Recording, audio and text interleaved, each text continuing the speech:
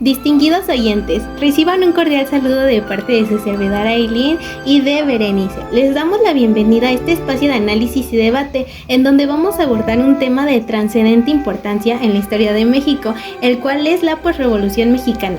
Efectivamente, si bien la Revolución Mexicana es ampliamente conocida por sus batallas y figuras emblemáticas, el periodo posterior caracterizado por la reconstrucción nacional reviste una complejidad y relevancia que a menudo nos subestima. A pesar de sus evidentes limitaciones, la posrevolución logró avances significativos y necesarios para la consolidación del Estado mexicano moderno. Por mi parte, abordaré la postura crítica, argumentando que si bien se obtuvieron logros innegables, también se cometieron errores estratégicos, se tomaron decisiones cuestionables y se generaron contraindicaciones que han marcado la trayectoria del país hasta nuestros días. El objetivo primordial de realizar este ejercicio no es confrontar posturas de manera estéril, sino analizar con rigor y objetividad diferentes perspectivas en torno a este periodo histórico. Así que los invitamos a acompañarnos en este extenso debate donde vamos a explorar a fondo las luces y sombras de la posrevolución mexicana. Primeramente vamos a iniciar con qué es la posrevolución. Esto es fundamental precisar que el concepto de posrevolución se limita al periodo inmediato posterior a 1917, pues se trata de un proceso complejo y multifacético de reconstrucción, tanto política, social y económica, el cual abarca varias décadas, pues México enfrentaba entonces un panorama desolador, una economía devastada, una profunda crisis institucional y una sociedad polarizada. Sin embargo, es preciso señalar que la posrevolución no fue un periodo de paz y armonía. Se registraron numerosos levantamientos armados, asesinatos políticos de alto impacto, rivalidades entre caudillos revolucionarios y persistentes focos de violencia en diversas regiones del país. La percepción generalizada no era precisamente de estabilidad y progreso. Si bien eso es innegable, pues la persistencia de la inestabilidad, resulta comprensible que la reorganización del país tomara tiempo y esfuerzo. Lo fundamental es que se sentaron bases para la construcción de un Estado moderno con instituciones sólidas y un marco legal que aspiraba a garantizar los derechos de la población. Bien, no obstante, es importante distinguir entre la intención y la realidad. En los primeros años, la posrevolución y la estabilidad política y social eran más una aspiración que una realidad tangible. El poder seguía centrado en manos de líderes militares y caudillos regionales, lo que generaba conflictos y muy constantes. Vamos a hablar sobre Carranza y Obregón, porque es innegable que Venustiano Carranza fue el principal impulsor de la Constitución de 1917, el cual constituye el fundamento jurídico del Estado mexicano contemporáneo. Lo son como los artículos 27, que habla del relativo a la propiedad de la tierra, y el 123, que consagra derechos laborales, y representaron un avance significativo para la época. Sin embargo, es preciso reconocer que la replicación de estos preconceptos constitucionales fue limitada durante el gobierno de Carranza. El reparto agrario, una de las principales demandas de la revolución, avanzó de manera insuficiente y las condiciones de vida de muchos campesinos no experimentaron mejoras sustanciales. Sí, eso es cierto, que el ritmo de la reforma agraria fue lento, pero al menos existía un marco legal en el cual se establecían bases para la redistribución de tierra. Posterior a esto, durante el gobierno de Álvaro Obregón, también se implementaron políticas más concretas en ese sentido. Álvaro Obregón es una figura compleja y controvertida, sin embargo logró estabilizar al país después de muchísimos años de conflicto. También recurrió a prácticas políticas cuestionables, como la negociación con líderes militares y la concentración de poder en su persona. Su reelección, además, contravió los principales fundamentos de la revolución. Sí, considero que Obregón actuó como pragmatismo, priorizando la necesidad de restablecer el orden y la estabilidad en un país que había sido devastado por la guerra. Controlando a los militares y a los caudillos era fundamental para evitar la fragmentación del territorio nacional realmente. Si bien su pragmatismo pudo haber sido necesario en su momento dado, también sentó su precedente peligroso al abrir la puerta a prácticas autoritarias y a la concentración del poder en manos de una élite política. Bueno, vamos a dejar de lado este tema y mejor hay que hablar sobre la educación y sobre Vasconcelos, pues en este punto es preciso destacar la labor fundamental de José Vasconcelos al frente de la Secretaría de Educación Pública, pues sus campañas en alfabetización, el crear escuelas rurales y bibliotecas móviles y su apoyo al desarrollo artístico y cultural representaron un gran esfuerzo sin precedentes para poder transformar a la sociedad mexicana a través de la educación. No obstante, es importante señalar que el acceso a la educación no fue equitativo en todo territorio nacional. Las zonas rurales y las comunidades indígenas tardaron décadas en recibir los beneficios de la política social de Vasconcelos. Además, su proyecto enfrentó la resistencia de sectores conservadores de la sociedad. Sí, pero es preciso recordar que antes de Vasconcelos la educación era un privilegio reservado solamente a las élites y su visión de una educación pública, gratuita y obligatoria representó un gran cambio radical en la concepción del Estado y su responsabilidad social.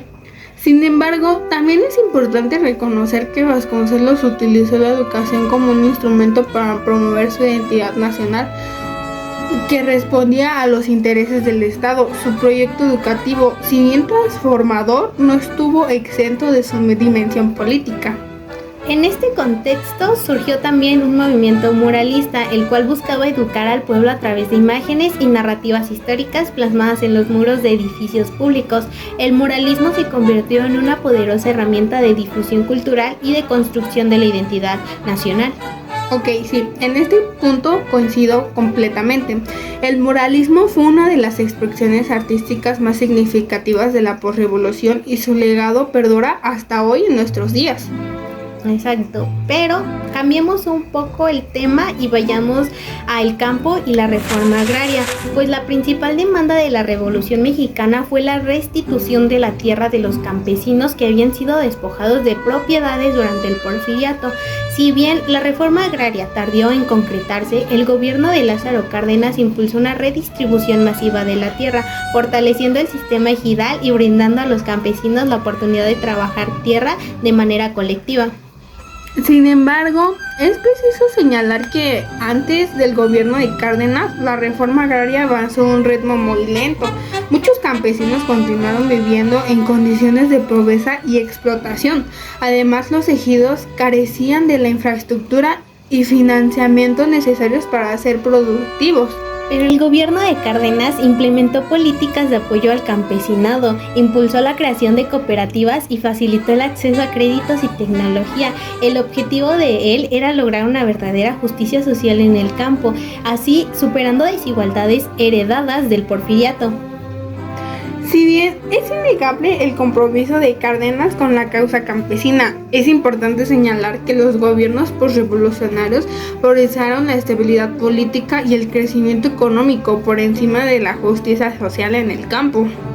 Exacto, pero vamos a hablar ahora de economía, industria y petróleo, pues la expropiación petrolera de 1938 constituye un hit fundamental en la historia de la posrevolución. A través de este acto de soberanía, México pudo recuperar el control de recursos naturales, los cuales habían estado en manos de empresas extranjeras durante décadas.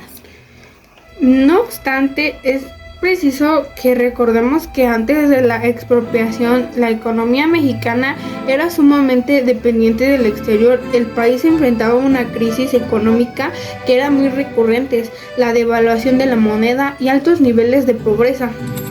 La expropiación petrolera envió un gran mensaje claro al mundo, en cual era que México era un país soberano capaz de tomar decisiones en defensa de sus intereses nacionales. Además, la creación de Pemex permitió al Estado mexicano controlar la producción y comercialización del petróleo, generando así ingresos que contribuyeron al desarrollo del país. Si bien la expropiación petrolera fue un acto de valentía y soberanía, también generó transiciones diplomáticas y requirió un esfuerzo considerable para reorganizar la industria petrolera, garantizando su funcionamiento eficiente. Claro, pero hablando de cultura e identidad, hay que hablar que en la posrevolución logró construir una identidad nacional sólida.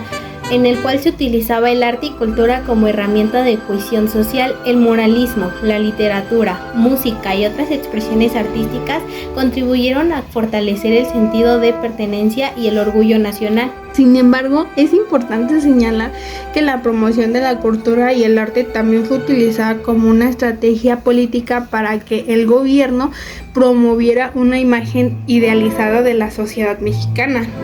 A pesar de ello, la posrevolución reivindicó las culturas indígenas, reconociendo su importancia en la constitución de la identidad nacional. Efectivamente, la valoración de las culturas indígenas representó un avance muy significativo con respecto a la política de exclusión y marginación que había prevalecido durante el Porfiriato. Vamos a hablar un poco sobre el partido oficial PNR. Posterior pasó al PRM y finalmente se convirtió en lo que hoy se conoce como el PRI, pues la creación del Partido Nacional Revolucionario PNR fue un paso necesario para institucionalizar la revolución y evitar que el país se sumiera en una espiral de violencia y caudillismo. El PNR estableció reglas claras para la sucesión presidencial y sentó bases para la construcción de un sistema político más estable.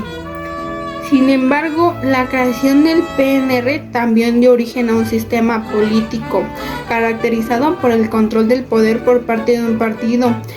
El PRI, heredero del PNR, gobernó México durante décadas, recurriendo a prácticas fraudulentas y la represión en la posición de mantenerse en el poder.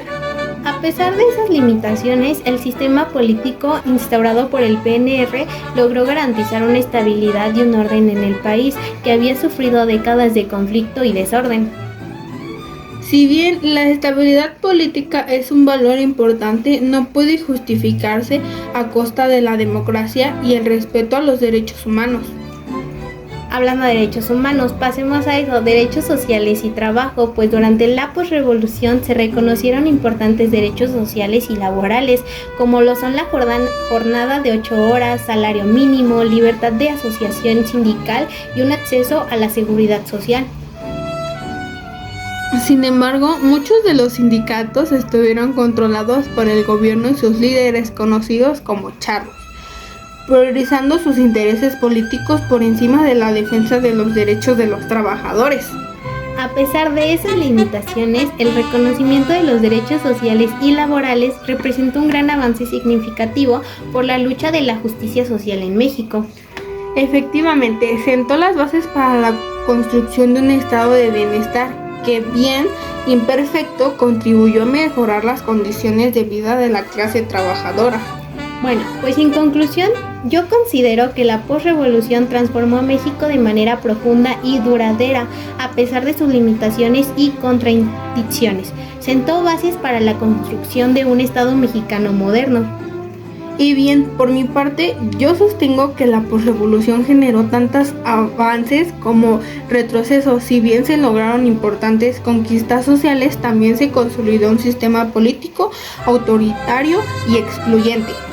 Estos debates son fundamentales para comprender la complejidad de la historia de México y para analizar con rigor los desafíos que enfrenta el país en el siglo XXI. Efectivamente, el análisis crítico del pasado es esencial para construir un futuro más justo y equitativo. Así que agradecemos su atención y los invitamos a reflexionar sobre los temas que hemos abordado en este programa. Les invitamos a cuestionar, investigar y analizar la historia de México para construir una visión informada y crítica sobre el pasado. Y nos vemos en nuestro próximo episodio.